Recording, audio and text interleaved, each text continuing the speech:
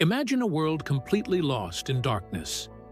A world where people bowed in fear to statues made of cold stone and lifeless wood, worshipping the blazing sun, the silver moon, and the glittering stars.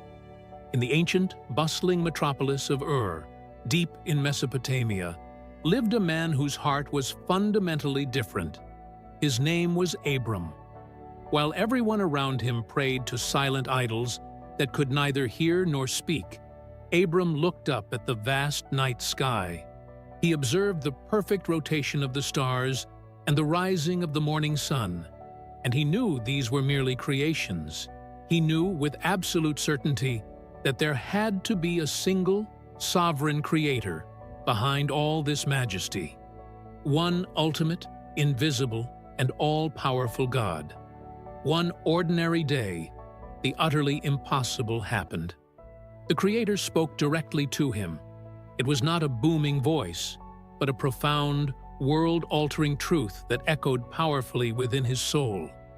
God made a sudden request that would change human history forever. Leave your country, your people, and your father's household, and go to the land I will show you. I will make you into a great nation, and I will bless you. Take a moment and truly think about that massive command. Leave your safe home. Leave your beloved family. Leave behind your wealth, your comfort, and absolutely everything you have ever known. Step out of the fortified city walls and into the terrifying, completely unknown desert. And where exactly was he going? God didn't give him a destination. He just said, "Go."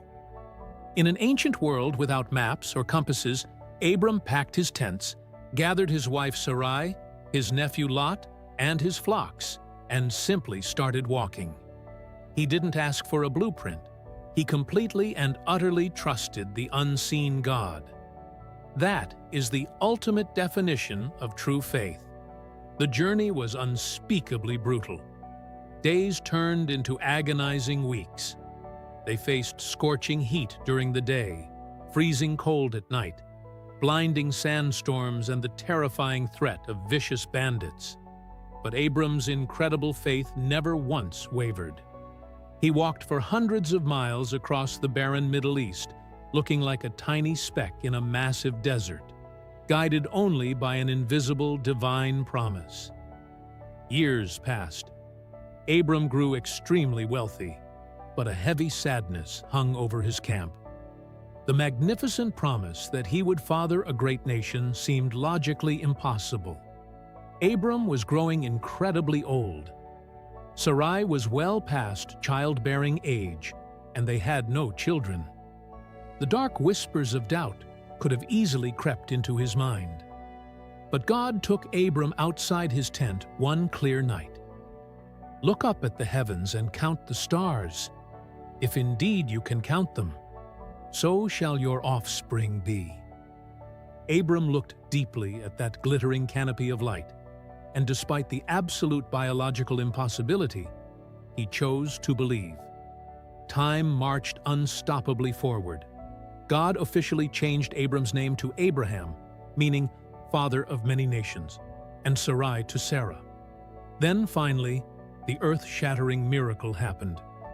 When Abraham was an astonishing 100 years old and Sarah 90, laughter filled their dusty tents. Sarah miraculously gave birth to a healthy son, Isaac. The scientifically impossible had become a living reality. Abraham looked down at his tiny son and saw the very beginning of those countless stars. But this legendary story is not just about receiving a miracle. It is about the ultimate agonizing test of what we cherish most. Years later, when Isaac had grown into a strong young man, God spoke again. But this time, the words were completely incomprehensible. "Take your son, your only son, whom you deeply love, and go to the region of Moriah. Sacrifice him there as a burnt offering." Pause and feel the crushing weight of those terrible words. The son he waited a full century for. God was asking him to violently destroy the very miracle he had been given. Most of us would scream in sheer terror or run far away. But the very next morning, Abraham got up incredibly early. He chopped the wood, took his beloved son Isaac, and immediately began the agonizing 3-day journey. With absolutely every single step, his heavy heart must have broken into 1,000,000 jagged pieces. Yet, his profound faith was so absolute, he firmly believed God possessed the immense power to simply raise Isaac from the dead. They finally reached the mountain. Abraham meticulously built the altar and arranged the wood. Then came the heart-stopping moment.